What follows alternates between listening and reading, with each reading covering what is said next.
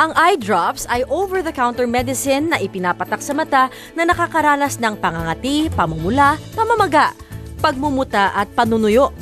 May iba't ibang uri ng eye drops. Ang rinse eye drops ay kadalasang ginagamit sa panunuyo ng mata. Nagsisilbi itong eye lubricating solution.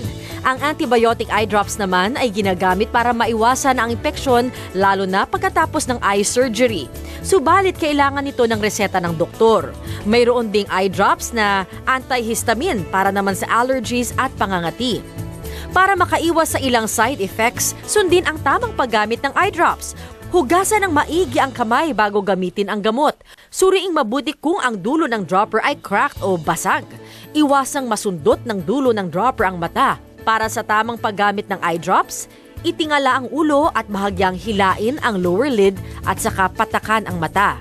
Ipikit ang mata habang nakatingala ng 2 hanggang 3 minuto bago yumuko at kumurap-kurap. Punasan ang eyedropper lid. Isara ng maigi bago itabi sa ligtas na lalagyan. At dahil ilan sa mga eye drops ay naglalaman ng steroids, antihistamine o topical anesthetics, mainam pa din na sumangguni muna sa espesyalista.